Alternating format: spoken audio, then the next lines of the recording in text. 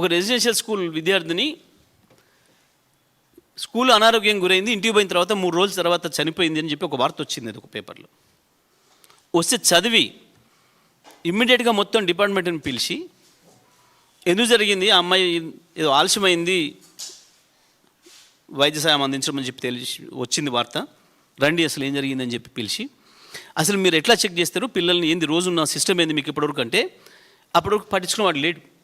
మొదటిసారిగా వెంటనే ప్రతి రెసిడెన్షియల్ స్కూల్కి ఒక నర్సుని ఇవ్వాలి అని చెప్పి పోస్టులు క్రియేట్ చేసి వెంటనే మొత్తం అపాయింట్మెంట్స్ చేసి నెలల్లోనే ప్రతి రెసిడెన్షియల్ స్కూల్లో ఒక స్టాఫ్ నర్స్ ఉండాలి, ప్రతిరోజు పరీక్షలు నిర్వహించాలి, పిల్లలకి ఎవరికి చిన్న డల్ కనపడ్డా ఏది కనపడ్డా వెంటనే వాళ్ళను హాస్పిటల్ తీసుకుపోవాలని చెప్పి మొట్టమొదటిసారి ఏర్పాటు చేసిన కేసీఆర్ గారు. ఒక వార్త విన్నందుకు కానీ చలనం ఉందా? ఇన్ని వందల మంది పిల్లలు చచ్చిపోతుంటే నీ మీద నమ్మకంతో కదా తల్లిదండ్రులు చెప్పిపోయింది, నీకు అప్పచెప్పిపోయింది. వాస్తవానికి క్రిమినల్ కేసులు రేవంత్ మీద పెట్టాలి. ఇవాళ ఇంతమంది చచ్చిపోయినందుకు బాధ్యతగా ఇన్ని కేసులు రేవంత్ మీద పెట్టాలి. ఇన్ని క్రిమినల్ శిక్షలకు బాధ్యుడు అర్హుడు రేవంత్. ముఖ్యమంత్రినే కాదు, విద్యాశాఖ మంత్రికి కూడా. కేవలం విద్యాశాఖ నీ దగ్గర పెట్టుకోవడం వల్ల జరుగుతున్న దుర్మార్గం. ఇంకేం మాట్లాడతాడు? ఆ మంత్రులకైనా సోయి ఉండాలి. ఎవరికైనా ఇస్తే ఖరాబ్ చేస్తారు అంటే ఇప్పుడు విద్యాశాఖలని ఖరాబ్ చేస్తున్నట్టే కదా.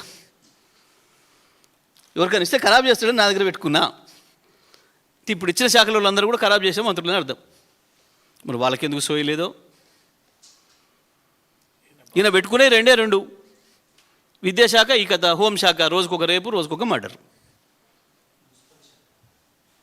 మున్సిపాలిటీ మొత్తం బంధు, అభివృద్ధి బంధు, పర్మిషన్లు బంధు, కమిషన్లు.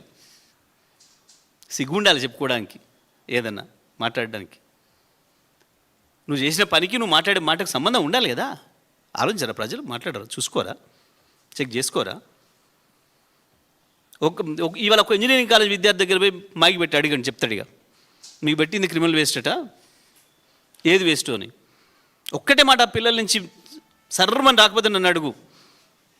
నేను మంచి భాషలు చెప్పిన కానీ వాళ్ళు ఆ భాష కూడా వాడరు, వాడే క్రిమినల్ వేస్ట్ అంటారు. నేను మర్యాద మాట్లాడతా కాబట్టి మర్యాద భాషలు చెప్పిన కానీ ఆ పిల్లలు అది కూడా చేయదలుచుకోరు. మర్యాద మాట్లాడేటప్పుడు సోయి ఉండాలి కొంచెమన్నా.